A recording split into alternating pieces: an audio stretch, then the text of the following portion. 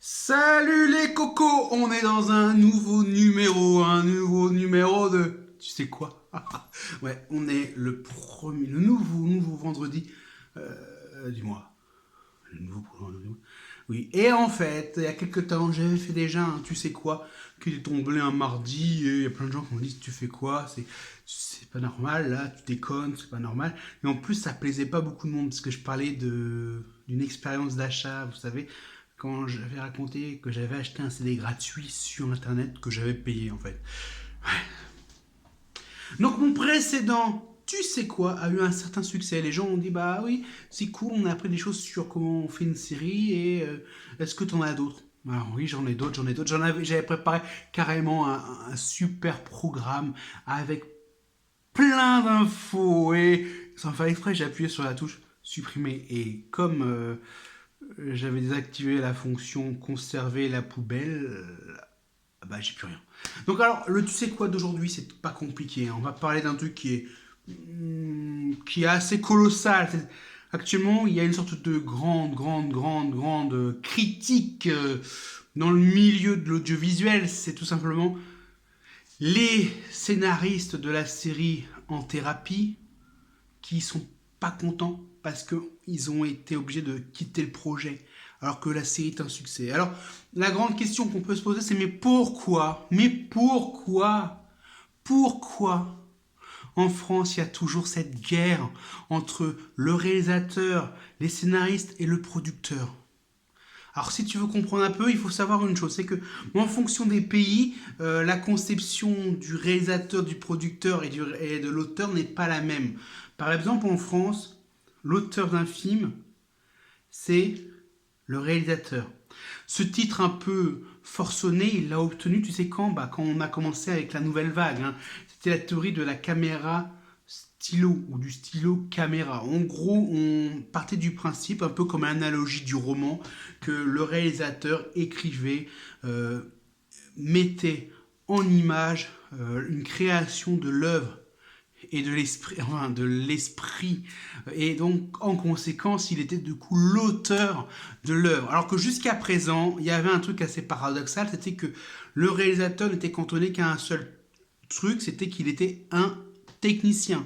Maintenant un réalisateur touche deux salaires, celui d'auteur et à côté celui de technicien. En gros, concrètement, si tu n'es pas très connu, ou que n'es pas encore quelqu'un qui gagne des millions et des millions, tu seras payé tout simplement en cachet en tant que, en tant que technicien, et à côté tu vas toucher des droits d'auteur. Et d'ailleurs, même quand tu es connu, c'est à peu près la même chose. En fait, il y a d'une part les droits d'auteur et d'autre part l'argent qu'on te donne pour tourner, et qui est un peu confondu parce que dans cet argent qu'on te donne, c'est souvent une avance sur droit, un peu comme dans les éditions.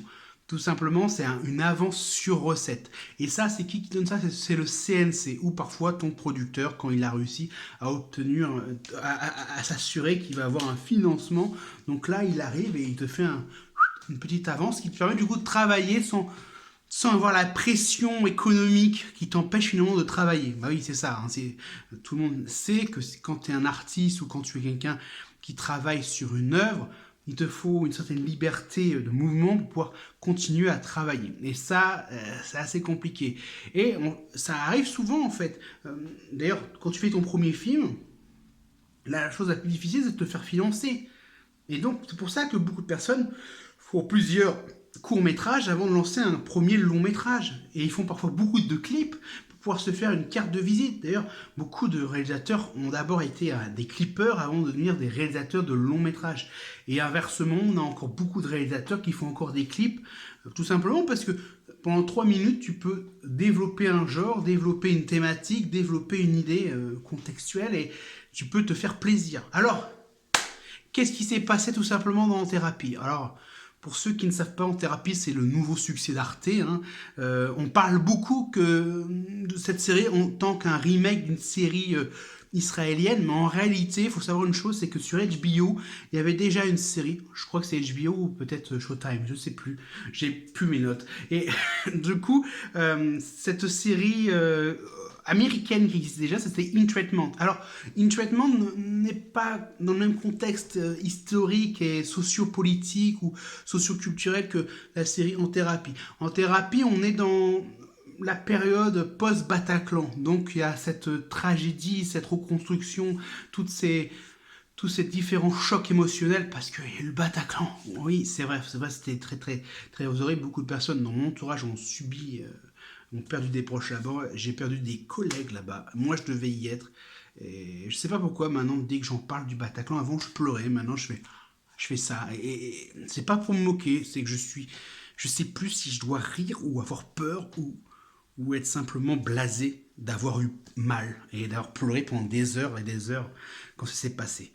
Je me rappelle que je me suis même effondré dans les bras de ma grand-mère un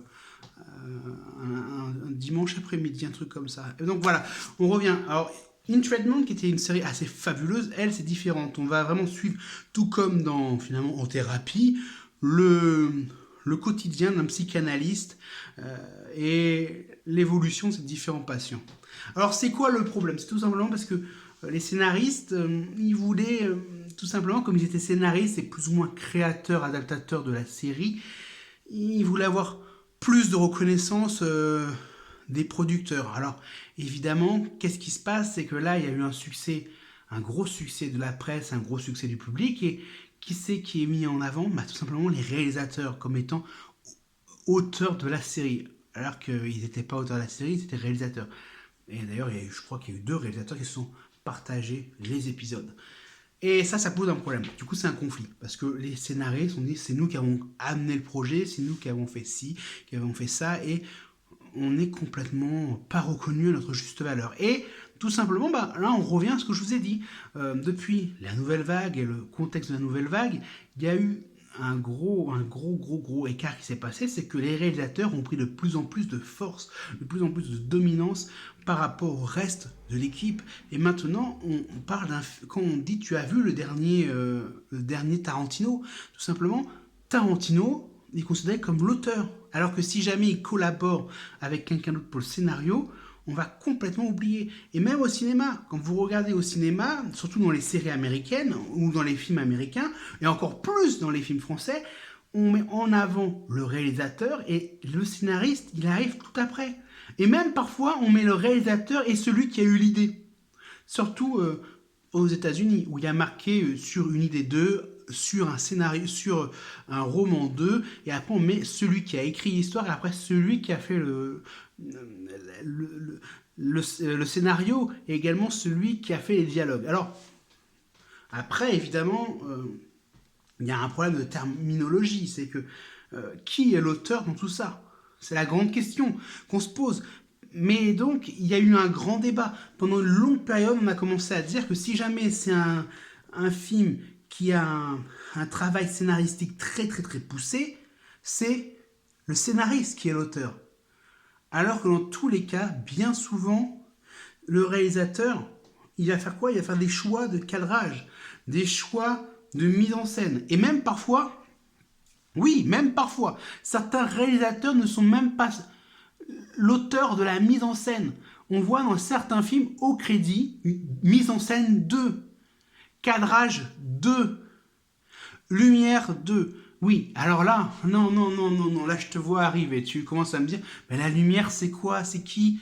Bah, la lumière est également une œuvre protégée par le droit d'auteur. C'est-à-dire que un chef opérateur lumière, c'est ça, même là, c'est la grosse nuance, parce que tu vois, bien souvent, il y a marqué directeur de la photo et chef opérateur. Alors, c'est quoi la grande différence? J'ai cherché pour toi. Il y a une différence déjà sur la grille de salaire. Un chef opérateur est souvent moins bien payé qu'un directeur de la photo. Alors que, c'est ça, simplement, on va démontrer que le chef opérateur va surtout faire un travail d'opérateur technique. Alors que souvent, on va dire, le directeur de la photo, il va faire un travail artistique.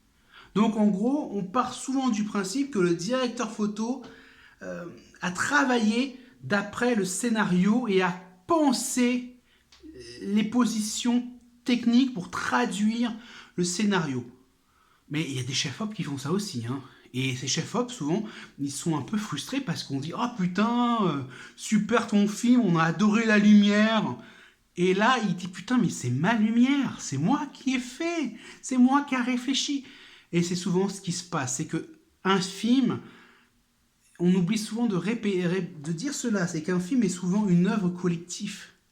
Et c'est ça le problème, c'est qu'il y a souvent un gros combat où les gens se tapent dessus, là, comme ça en disant c'est moi, c'est moi, c'est moi, et au final, tout le monde se souvient d'une seule chose, du réalisateur. C'est pas tout. Dans l'histoire du cinéma, il y a eu un très très grand débat. Le cabinet du docteur Caligari. Il y a eu un très très grand débat sur l'attribution de qui est l'auteur de ce film. Pendant très longtemps, il y a eu une partie des gens qui disaient bah, c'est le mec qui a cadré, c'est le réalisateur quoi. Et à côté, il y avait ceux qui disaient non, non, non, non, ce sont les décorateurs, parce que ce film-là est un film de décoration et de lumière. Et d'ailleurs, même en cours d'histoire du cinéma, on passe des heures sur cette grande problématique qui est l'auteur de ce chef-d'œuvre. J'en ai même la mâchoire qui en tombe. Et bah, tu sais quoi, en fonction des profs, j'avais une réponse différente. Du coup, à l'heure actuelle, je ne sais pas qui est le réalisateur réellement, ou qui est l'auteur de ce film. Mais on s'en fout au final, mais c'est ça que je voulais te montrer dans Tu sais quoi aujourd'hui, c'est que la perception de l'auteur a évolué dans le milieu du cinéma. D'ailleurs, on va faire un truc encore plus vicieux pour revenir à notre cher en thérapie. Aux États-Unis, dans le monde britannique anglophone, qui est l'auteur d'une série? Le créateur, le showrunner ou l'équipe de scénaristes? Ou le réalisateur? Là, on a ta réponse. Le plus souvent, on considère que le vrai mec qui est au rênes, c'est le showrunner. Et c'est peut-être ça le problème de la problématique en France, c'est que en France, on a souvent des directeurs de collection où on a des directeurs artistiques. Mais on a rarement ce qu'on peut appeler un showrunner pur et dur. Aux États-Unis, le showrunner va multiplier les casquettes. Il va être souvent producteur exécutif, en charge du scénario, certains réalisent, et même d'autres, il y en a même d'autres qui même composent la musique. On a l'exemple de Joss Whedon. Joss Whedon est capable de te faire toutes les différentes choses. Alors évidemment, là, tu vas me dire, oui, mais il a raté Justice League, à cause de lui, c'est une grosse boue, c'est une grosse merde. Non, lui, il a été engagé pour faire un boulot. Il a fait le boulot qu'on lui a demandé. C'est-à-dire que la Warner disait tout simplement on en a marre, hein, nous on veut des trucs joyeux, on veut des trucs joyeux. Alors comment tu veux faire un truc joyeux quand tu sais que Superman est mort et que c'est la merde dans le monde? Tu veux faire quoi? Tu veux faire y a une licorne qui vient et qui sauve tout? Non, on peut pas faire comme ça. Et donc pour revenir à notre petit mouton, c'est que en France il y a une problématique. Souvent tu crées une série, tu es là, tu la donnes, hein. Les producteurs ils la réalisent et ils te font. Et ça aussi, ça arrive aux États-Unis. La preuve, hein. Justice League. Hein. Bah, alors, le problème, tu vas me dire, c'est qu'aux États-Unis, les producteurs ont souvent un très très grand pouvoir. C'est-à-dire que au cinéma, tu ne vois pas le director cut. Tu vois la version des producteurs. Et c'est même pour cela qu'il y a beaucoup de films qui ressortent dans une version de director cut. Et là, ce qu'on a vu au cinéma avec Justice League, c'était complètement. C'était même plus la version de Snyder. Hein. C'était même pas une version de Joss Whedon. C'était ce que la production voulait montrer. Ils voulaient aller très vite. Ils voulaient que ça se... très rapidement pour pouvoir concurrencer Marvel. Alors Marvel, c'est pas compliqué. Eux, ils avaient déjà fait leur truc. Hein, leur poupouille. Clac, clac, clac, clac. Et eux, DC, ils sont comme ça. Mais non, ils savent plus comment faire. Alors que DC, faut avouer, ils ont quand même fait un truc génialissime. C'est... à la télé, ils ont développé le DC Universe à la télé avec Arrow, un truc qui était bien fait. Ils ont fait les choses bien. Et là, je sais pas ce qui s'est passé. Au cinéma, ils ont fait, bah, on va faire Superman, puis on va rajouter dans Superman Batman. Alors t'es comme ça, tu dis, ok. Ouais, mais il y a quoi d'autre là dans le Batman v Superman? Il y a aussi Wonder Woman. Ouais, ouais, ouais, ouais, ouais. Et là, il multiplie les personnages dans des films comme finalement Avengers. Sauf que ça marche pas. T'as pas pu poser les bases de tes super-héros et tout ça. Et Snyder, arrête pas de te dire non, mais moi, j'avais pensé autrement. Hein. J'avais pensé autrement. Chut, taisez-vous. Alors, c'est peut-être ça le paradoxe. D'ailleurs, dans quelques semaines, quelques jours, il y a le Justice League Snyder Cut qui sort c'est une version très longue. Hein. Tu passeras des heures et des heures devant ton écran. Au début, ça devait être plusieurs épisodes, mais finalement, ça sera très long. Alors, j'ai peur, moi. J'ai peur, je te jure. Tu sais quoi? J'ai vraiment peur. Tu sais pourquoi j'ai peur? Parce que je me dis que on va tellement être choqué par le résultat par rapport à ce qu'on a vu avant. Tu te rends compte qu'on a vu avant, là, le truc de Whedon, je l'ai regardé 6 fois, et à chaque fois, je m'en souviens plus. J'ai un brouillard. Je te jure, j'ai ce qu'on appelle, tu sais, l'amnésie dissociative. Je me vois en train de regarder le film, mais je sais pas ce que je regarde. Et quand je parle ça avec des gens qui sont pro Whedon, ils font mais c'est parce que tu joues mal, c'est parce que t'as pas vraiment regardé. J'ai regardé 6 fois, mec. 6 fois. Quand t'as pas aimé un film et que tu le regardes 6 fois, c'est que t'es un peu maso. Donc là, c'est juste pour te dire que là, ce qui va sortir bientôt, on va sûrement se prendre une grosse claque dans la gueule. Et comme on va se prendre une grosse claque dans la gueule, on va chier encore plus après en disant mais c'est fini, il n'y aura plus rien d'autre. Oui, parce que faut pas oublier, Snyder, il a claqué la porte et on lui a claqué la gueule au nez. Hein. Il reviendra pas. S'il revient, il veut avoir les mains libres. Hein. Il veut être au rênes, vraiment de ses projets. Il veut plus qu'on lui dise quoi faire. Il veut plus qu'on lui dise bah tu vois Superman, tu vas lui faire une cape rose. Oui, parce que pour ceux qui n'ont pas suivi, hein, si tu regardes différents films où il y a Superman à Henry Cavill, tu te rends compte que le costume, à chaque fois, il change. Il n'a pas la même couleur. En même temps, il a même perdu de la masse musculaire qu'Herville, et on voit même Ben Affleck en perdre. Mais ça dérange personne, parce qu'en fait, tout le monde était focalisé sur le fait qu'il fallait que ça soit bisounours. Et je rappelle une chose, Superman, il est mort. Ça peut pas être un monde de bisounours. Si Superman est mort, c'est que c'est foutu. C'est la merde. Oui, et c'est ça que je voulais dire. C'est que, tu vois, à chaque fois, en fonction du pays, il y a le patron, le mec qui dirige, qui est pas le même. Aux États-Unis, quoi qu'il arrive, c'est le producteur. C'est lui, c'est mon film. Le mec, il a mis juste les pistons. Hein. Mais non, c'est mon film. Du coup, ouais, tu sais quoi? Il y a des séries comme Charmed, ou beaucoup de séries d'ailleurs, ou même beaucoup de suites de films où les acteurs deviennent coproducteurs exécutifs pour pouvoir dire ce qu'ils n'ont pas envie de faire. Et dire non, je veux pas. Ça leur permet même d'avoir leur mot à dire sur un film. Bon, ils ont toujours moins de poids que le producteur. Mais eux, en tant que producteurs exécutifs, ils sont sur le plateau. Et même, ils sont sur le plateau parce qu'ils sont acteurs. Ils peuvent dire non, on fait pas comme ça. Ouais, mais on voulait. Non, on fait pas comme ça. Parce que si c'est comme ça, on travaille pas. Producteur exécutif. Et il y a même beaucoup, du coup, de showrunners qui sont producteurs exécutifs. Il y en a même qui finissent par devenir également coproducteurs. Pour être sûr, tu vois. Il y a qui? Bah, tu veux savoir qui? Bah, tu sais, le mec là qui faisait Batman, là, Nolan, il faisait ça. Il était producteur exécutif, co-scénariste, réalisateur, parfois co-réalisateur. Il chaponnait, tu vois, il était comme ça. Il faisait ça et c'était logique à la fin. D'ailleurs, il a même chaperonné un peu le premier Superman, Man of Steel. C'est même pour ça on voyait un peu encore de son ADN. D'ailleurs, on le voyait vraiment, son ADN. Mais voilà, à un moment, progressivement, il est parti.